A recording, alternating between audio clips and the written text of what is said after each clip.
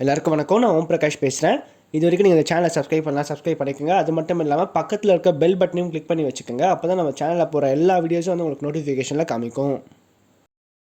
Video நம்ம என்ன பார்க்க போறோம் அப்படின்னா, கடக ராசியில பிறந்தவங்களுக்கு 2024ஆம் ஆண்டு மே மாத ராசி பலன்களை பற்றி நம்ம தெளிவா பார்க்க போறோம். இந்த மே மாதம் என்னென்ன மாற்றங்கள் நடக்க போகுதுன்னு சொல்லி தெளிவா பார்க்கலாம் வாங்க. அதோடு மட்டும் இல்லாம இந்த காலகட்டங்கள்ல 2 கிரகங்கள் ரொம்ப சாதகமா இருக்கும் உங்களோட வாழ்க்கையில. ஸோ அவங்களால சில நல்ல விஷயங்கள் காத்துட்டு இருக்கு. மேலும் அந்த கிரகம் சார்ந்த காரகத்துவம், உயிர் காரகத்துவம் சார்ந்த வழியிலும் சில நல்ல விஷயங்கள் காத்துட்டு இருக்கு. அது என்னன்னு சொல்லி தெளிவா பார்க்கலாம் வாங்க.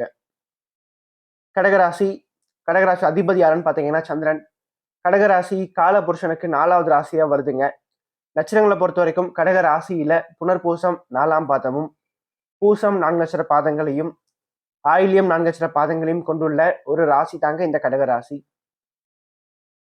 கடகத்தை பொறுத்த வரைக்கும் இந்த மே மாதம் பார்த்தீங்கன்னா ராசிக்கு முதல் பகுதியில ராசிக்கு 10ஆம் இடத்துல சூரியனும் சுக்கிரனும் சேர்ந்திருப்பாங்க. அதே மாதிரி 2வது பகுதியில ராசிக்கு லாபஸ்தானத்துல சூரியன், குரு, சுக்கிரன் சேர்க்கை இருக்கு. ஸோ இந்த மாதத்தை பொறுத்த வரைக்கும் பண வரவுக்கு பெரிய கஷ்டங்கள் பெருசா இருக்காதுங்க. வருமானத்தை பொறுத்த வரைக்கும் தொழில் ரீதியா நல்ல ஒரு மாற்றங்கள், நல்ல ஒரு வளர்ச்சி கண்டிப்பா காத்துட்டு இருக்கு. ஏன்னா மே 1ஆம் தேதி குரு பயிற்சிங்க. இந்த குரு பயிற்சியில இருந்து புனர்பூச நட்சத்திரக்காரங்க, பூச நட்சத்திரக்காரங்களுக்கு வாழ்க்கையில பிரச்சனைகள் கண்டிப்பா குறையும். சரிங்களா? ஸோ அதாவது எடுத்த உடனே குறைஞ்சிருமானா கண்டிப்பா கிடையாது. கிராஜுவலா பொறுமையா கொஞ்சம் கொஞ்சமா உங்களோட கஷ்டங்கள் உங்களை விட்டு விலகி போக ஆரம்பிக்கும் இந்த காலகட்டங்களை பொறுத்த வரைக்கும். ஏன்னா 8ஆம் இடத்துல சனி அஷ்டம சனியா தான் இருக்காரு. 2ஆம் இடத்தை பார்த்துட்டு இருக்காரு. அப்ப பேசுற வார்த்தையில கொஞ்சம் கவனம் மட்டும் எப்பவுமே நீங்க அடுத்த ஒரு விஷயத்துக்கு எடுத்துக்கணும். அந்த ஒரு விஷயத்த மட்டும் நீங்க தெளிவா கவனமா புரிஞ்சுக்கணும் வாழ்க்கையில. தொழில் செய்யற இடத்துலயும் சரிங்க, குடும்பத்திலயும் சரிங்க, பேசுற வார்த்தையில கொஞ்சம் பொறுமை, நிதானம் தேவை. முடிஞ்ச வரைக்கும் எல்லா இடத்துலயும் உண்மையை பேசுங்க. பொய் மட்டும் பேசாதீங்க இந்த இடத்துல. ஒரு பொய் பேசும்போது அதனாலேயும் நிறைய பிரச்சனைகள் வாழ்க்கையில வரதுக்கான வாய்ப்புகள் சற்று அதிகமா இருக்கு கடகத்தை பொறுத்த வரைக்கும் இந்த காலகட்டங்கள்ல. அதோடு மட்டும் இல்லாமல் சொந்த தொழில் மற்றும் வியாபாரம் செய்வர்களுக்கு பார்த்தீங்கன்னா தொழில் ரீதியா நல்ல ஒரு வளர்ச்சி காத்துட்டு இருக்குங்க. நல்ல ஒரு வருமானம் அதிகரிக்குங்க இந்த காலகட்டத்தை பொறுத்த வரைக்கும். மேலும் புதிதாக தொழில் ஆரம்பிக்கிறதுக்கும் இந்த காலகட்டம் சாதகமா ஒரு காலகட்டமா நிச்சயமா அவனோட வாழ்க்கையில அமைய போகுதுங்க. ஏன்னா ராசிக்கு 10ஆம் இடத்துல சூரியன் உச்சமா இருக்காரு இந்த மாதிரியும் முதல் பகுதியில். அப்போ 10ஆம் இடமான தொழில் ஸ்தானத்துல 2 கோடியோட போய் உச்சமாகும் போது கண்டிப்பா வருமானம் பல வழியில கைக்கு வந்து சேரும். திடீர் அதிர்ஷ்டம், திடீர் பண வரவு, இதனால கண்டிப்பா வாழ்க்கையில் நல்ல ஒரு ஏற்றம் கண்டிப்பா உண்டு. அதே மாதிரி அரசு மற்றும் தனியார் துறையில வேலை செய்கிற ஊழலுக்கு பார்த்தீங்கன்னா அந்த செய்கின்ற வேலையில நல்ல ஒரு பொருளாதார ஒரு ஏற்றம், பதவி உயர்வு, சம்பள உயர்வு எல்லாம் கிடைக்காம இருக்கு, தள்ளி போயிட்டே இருக்குன்னா அது தற்போது கிடைக்குங்க. ஏன்னா நிறைய கடகராசிக்காரங்களுக்கு கடந்து வந்த அஷ்டம சனியில தொழில் ரீதியாகவும் சரிங்க, வேலை ரீதியாகவும் சரிங்க, வேலை செய்யறதுல நிறைய கஷ்டங்களை பார்த்துருப்பீங்க. ரொம்ப கஷ்டப்பட்டு உழைச்சிருப்பீங்க. ஆனா அந்த உழைப்புக்கு ஈற்றத்தக்க சன்மானமே கிடைச்சிருக்காது. அது வேற யாருக்கோ கிடைச்சிருக்கும். சரிங்களா? நீங்க ரொம்ப கஷ்டப்பட்டு உழைச்சிருப்பீங்க. சில பேர் கஷ்டப்படாம எல்லாத்தையும் வாங்கிட்டு போயிட்டு இருப்பாங்க. ஸோ இப்படிப்பட்ட மன இயக்கங்களையும் சனி பகவான் கொடுத்திருப்பார் கடந்த காலங்கள்ல. அதே மாதிரி வந்து பாத்தீங்கன்னா அந்த குடும்ப வாழ்க்கையிலும் நிறைய பிரச்சனைகள் இருந்திருக்கும், நிறைய போராட்டங்கள் இருந்திருக்கும். குறிப்பா இளைய பருவத்திற்கு பாத்தீங்கன்னா மனதளவுல நிறைய கஷ்டங்கள் இருந்திருக்குங்க. அதே மாதிரி திருமணம் ஆனவங்களுக்கு அந்த திருமண வாழ்க்கையில நிறைய பிரச்சனைகள் கடந்த காலங்கள்ல மன ரீதியான போராட்டங்கள் கண்டிப்பா இருந்திருக்கும். சரிங்களா? ஒரு மாரி வாழ்க்கைய வந்து பார்த்தீங்கன்னா, அடைச்சு வச்ச மாரி வாழ்க்கை வந்து ஓடிட்டு இருக்கும். ரூம்ல போட்டு உங்கள அடைச்சு வச்ச மாரி, ஒரு மாரி ஸ்ட்ரெஸ்ஃபுல்லாவே இருந்திருப்பீங்க. ஸோ அதெல்லாம் கண்டிப்பா மெல்ல மெல்ல குறைய ஆரம்பிக்கும் இந்த காலகட்டங்கள்ல. சரிங்களா? ஏன்னா 5ஆம் இடத்த குரு பகவான் பார்க்கிறார், சுக்கிரனும் பார்க்கிறார். அப்போ உங்களுடைய எண்ணங்கள் தெளிவாகும். மனசுல இதுநாள் வரைக்கும் இருந்து வந்த தயங்கிக் கொண்டிருந்த விஷயங்கள்ல இருந்து நீங்க வெளிய வருவீங்க.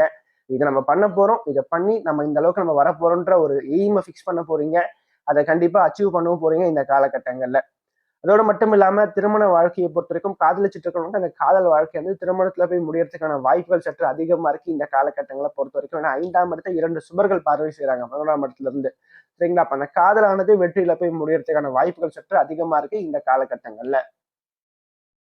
அதற்கடுத்து வந்து பாத்தீங்கன்னா இந்த காலகட்டத்தை பொறுத்த வரைக்கும் சொந்த ஊருக்கு டிரான்ஸ்ஃபருக்காக ரொம்ப நாள் முயற்சி பண்றவங்களுக்கு இந்த டிரான்ஸ்ஃபர் தற்போது கிடைக்குங்க. மேலும் பூர்வீக சொத்துக்கள் சம்பந்தப்பட்ட பிரச்சனைகள் இருந்து வந்த போராட்டங்கள் அனைத்தும் சரியாகுங்க. வழக்குகள் உங்களுக்கு சாதகமா அமையக்கூடிய ஒரு காலகட்டமா இந்த காலகட்டம் இருக்கும். ஏன்னா 3ஆம் இடம் வெற்றி ஸ்தானம். அந்த இடத்த குரு பகவானும் பார்க்கிறார், கேதுவும் அங்க இருக்கார்.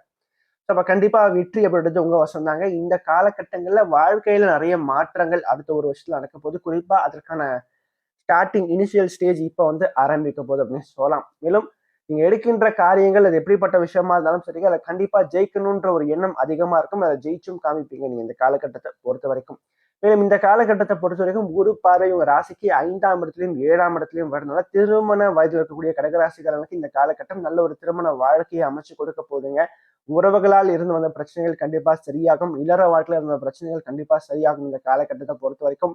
மேலும் நட்பு வட்டாரங்கள் கொஞ்சம் கொஞ்சமா உங்களுக்கு வந்து அதிகரிக்க ஆரம்பிக்கும் இந்த காலகட்டத்துல.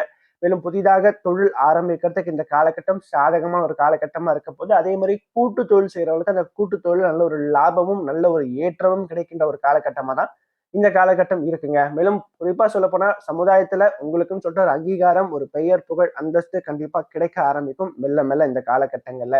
மேலும் என்ன ஒண்ணு இந்த காலகட்டத்தை பொறுத்த வரைக்கும் ராசிக்கு 9ஆம் இடத்துல செவ்வாயும் ராகுவும் இணைவு பெற்றிருக்காங்க. இந்த செவ்வாய் ராகு சேர்க்கை 9ஆம் இடத்துல இருக்கிறது உங்க தந்தையினுடைய ஆரோக்கியத்துல கொஞ்சம் அக்கறை நீங்க எடுத்துக்கணும். தந்தை வழி உறவுகளால சில பிரச்சனைகள், சில மனஸ்தாபங்கள் கண்டிப்பா வரும் இந்த காலகட்டத்தை பொறுத்த வரைக்கும். ஏன்னா 9ஆம் இடத்துல ராகுவும் செவ்வாயும் சேர்க்கை இருக்கிறது கொஞ்சம் சிறப்பில்லாத ஒரு சேர்க்கை அப்படின்னு தான் சொல்லுவேன். சரிங்களா? சோ அப்படிப்பட்ட ஒரு தன்மையில சில விஷயங்கள் வாழ்க்கையில கிடைக்கிற மாதிரி வந்து 100 மிஸ் ஆகிறதுக்கான வாய்ப்புகள் இருக்கு. சோ அதுக்கு நீங்க இடம் கொடுக்காம முடிஞ்ச வரைக்கும் இது ஒரு விஷயத்துக்காக முயற்சி பண்ணா அதை டக்குன்னு எல்லாமே முடிக்க முயற்சி பண்ணுங்க. எதையுமே தள்ளி போட வேண்டாம் இந்த காலகட்டத்தை பொறுத்த வரைக்கும். அது மட்டும் இல்லாம 8ஆம் இடத்துல சனி இருக்கனால கொஞ்சம் வண்டி வாகனம் ஓட்டும் போது கொஞ்சம் கவனம் நீங்க எடுத்துக்கணுங்க இந்த காலகட்டத்தை பொறுத்த வரைக்கும். மேலும் 2ஆம் இடத்தையும் சனி பகவான் பார்க்கறனால குடும்பத்துல சின்ன சின்ன சலசலப்புகள் அவ்வப்போது வரத்தாங்க செய்யும். கொஞ்சம் விட்டு கொடுத்து கொஞ்சம் வார்த்தைகளை கண்டிப்பா பயன்படுத்திக்கினா கண்டிப்பா இந்த காலகட்டம் ஓரளவுக்கு சிறப்பான ஒரு காலகட்டமா தான் அவனோட வாழ்க்கையில இருக்கும்னே சொல்லலாம்.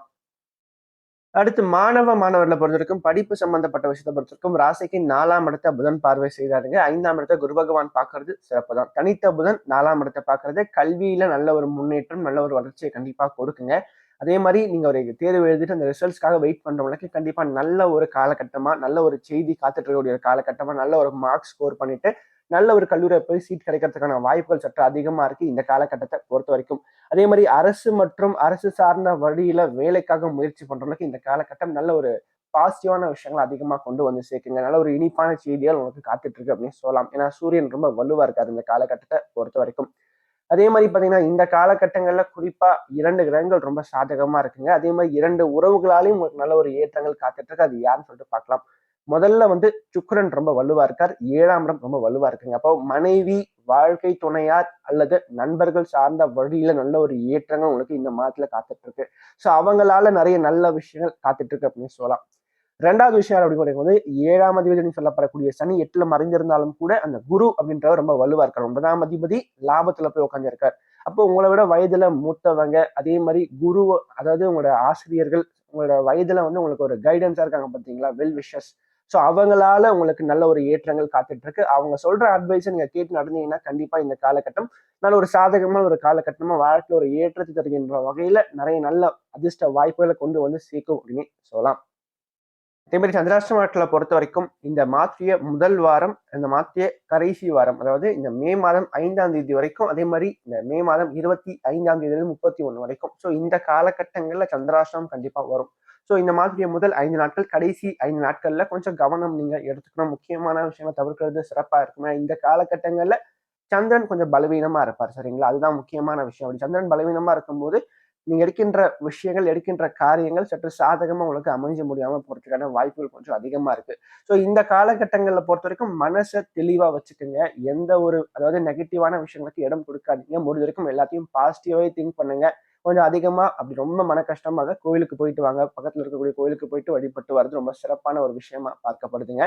ஸோ வாழ்க்கையில நீங்க அதிகமா இறை வழிபாடு, குறிப்பா விநாயகர் வழிபாடு அதிகமா பண்ணும்போது நிறைய நல்ல விஷயங்கள் கண்டிப்பா வாழ்க்கையில இந்த மாதத்துல நடக்கும்னு சொல்லலாம். இந்த வீடியோ உங்களுக்கு பிடிச்சிருந்துச்சுன்னா லைக் பண்ணுங்கள், கமெண்ட் பண்ணுங்கள். அது மட்டும் இல்லாமல் உங்களோட ஃப்ரெண்ட்ஸுக்கும் சரி, உங்களோட ஃபேமிலிக்கும் இந்த வீடியோ ஷேர் பண்ணுங்கள். ஏன்னா அவனோட வாழ்க்கையில் கண்டிப்பாக ஒரு மாற்றத்தை ஏற்படுத்தக்கூடிய வகையில் இந்த வீடியோ இருக்கும். குறிப்பாக சொல்லப்போனால் கஷ்டத்தில் இருக்கக்கூடியவங்களுக்கு இந்த வீடியோ ஷேர் பண்ணுங்கள். அவனோட வாழ்க்கையில் ஒரு தன்னம்பிக்கை ஊட்டுறதுக்காகவும் ஒரு மாற்றத்தை ஏற்படுத்தும் வகையில் இந்த வீடியோ நிச்சயமாக அவனோட வாழ்க்கையில் அமையும்.